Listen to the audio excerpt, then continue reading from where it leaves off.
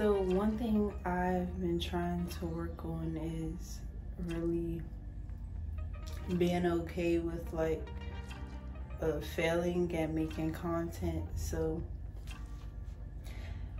right now it's just like my apartment is so small and it's so hot and my AC unit broke, but they're expensive as hell now. And so yeah, I just feel extra ill, and I like to shower in the morning and at night because I sweat so much because PCOS. But I'm sweating now. But yeah, I said I would film myself in the shower. Normally I like to be in the shower with music, and that allows me to get out my personal thoughts. I like to cry in the shower. I like to think about like creative things in the shower. I don't know, sometimes my best ideas come in the shower, especially if it's late, or like a bubble bath. But yeah, I just want to, I guess just talk as I do it and see how it goes, just to do it. And it's probably not that aesthetically pleasing, but yep. Alright, so I'm in the shower. I know I look a mess. I have waited just sitting because my face is a little annoyed. I don't know what's really on my mind. Honestly, Monday, I feel like it's very stressful right now for everyone. Having to deal with health issues that I can't afford to deal with, or I feel like I can't afford to deal with, is really a lot. But yeah, and I don't know. I'm just not feeling like my best though, but I'm working within the things that I can control. And if I can't talk a little bit, it's because I'm high. But yeah, I just want to be able to help my family more. But when I say help, I mean as far as healing goes, I just want them to heal and move on and just progress and know that if you did something that you're not proud of, and you don't do it again. I mean, sometimes you have to make the same mistakes to learn. For me, I'm just like a person, I have to do it. Like, I have to fail like 10 times, 20 times, sometimes more to give up. And I think that's really my problem. It's like a gift and a curse, but I don't know. When I think about all that capable of, because I decided to really work on myself and heal that trauma that exists in my family. And I feel like a lot of people, they're okay with not being good. Like, people like to be the person that's hurting, and they want the attention of someone who needs support, who needs this or that, when in reality, yes, you probably have mommy and daddy issues. We all do, really, but I feel like when people don't openly admit to the things that they want to work on, if they want to work on it, or the things that they don't want to work on, some people are so committed to staying stuck in a youthful mindset, or a place where they were failed in life. So, like, for example, if you feel like you had a parent that was absent, right? Hold on, I'm gonna move y'all. It's okay, I need to clean the bathroom after I shower, before I eat breakfast. But, sorry, I just feel like when people are failed at a young age, they get stuck in constantly reliving it and bringing it up in order to not take accountability for their adult selves that they have to improve, but also not acknowledging that they need to work on their inner child. Like, I don't know. I don't know how people want to have children when they're not even able to communicate in their day-to-day relationships as an adult. I feel like it's totally crazy for someone who, like, for example, I'll give an example, I'll be honest. Me and one of my sisters, we got into an argument, I feel like it was like at least a month ago now, almost, about a month. And what had happened was, she basically was upset because I changed my number because I had an ex that really just doesn't understand letting it go, but not in the way of saying, wow, like, I was a horrible person who did horrible things to you, but in the way of, like, you know, I've been through a lot, you've been through a lot, so it's okay to accept, you know, the abuse. And that's unrealistic. You need to work on yourself. And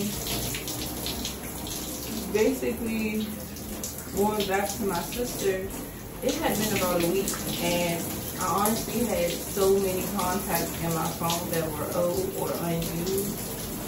I still have to clean them out. But when I changed my number, I'm like, okay, I'm going to get through to everyone depending on how I talk to them. And with my sister, we don't really talk because, for me personally, I feel like I did kind of hold a grudge against her. And when I say that, I mean, like, I feel like in my family, because I'm the first person to go to college, me and another one of my cousins, everyone feels like I have, like, adult life figured out. I have life figured out, and I have money.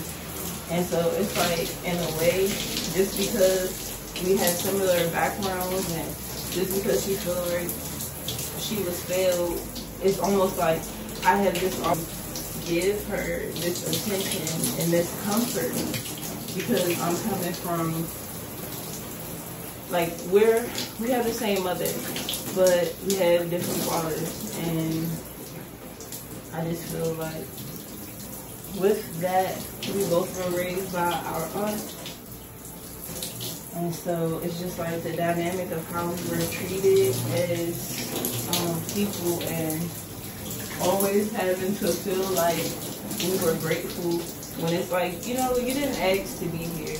When you're a kid, you don't understand what someone is sacrificing for you. You know what I'm saying?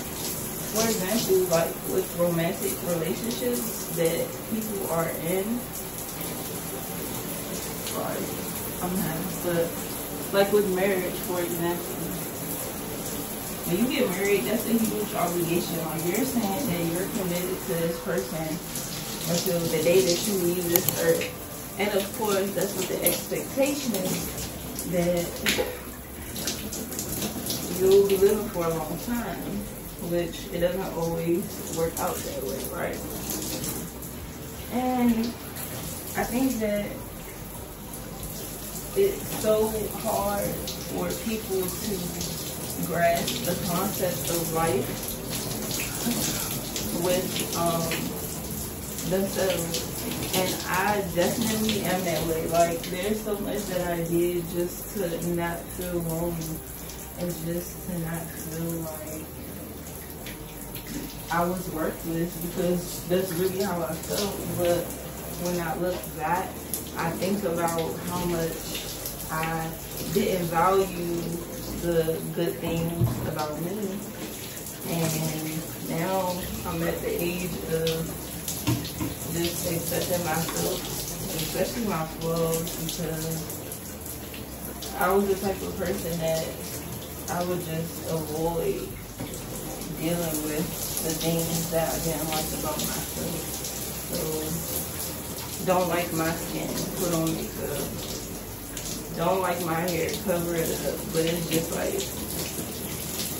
I know y'all see people like, especially those influencers and stuff, like, they be having a scam and do so much shit just to maintain a facade for people who don't care if they die today or tomorrow.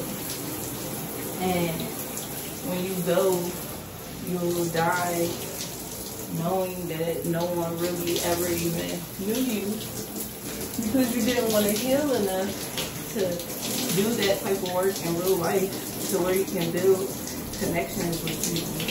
And for me, I'm currently trying to work on building connections with people and not just passing time with people because, I don't know, I feel like people use people so much, and I'm the type of person, like, I don't know, I try not to really judge people too much because we all come from so much, you know, and I say we all come from so much, but I meant to say we all come from obviously different walks of life, different backgrounds, different experiences, and I feel like when you accept that, yes, this person, I don't know, I studied mental health in college, so I do try to like get to really just the root of why people like to connect. But I have a lot of trauma, so I don't trust people's intentions at all. I'm gonna just say that. And I feel like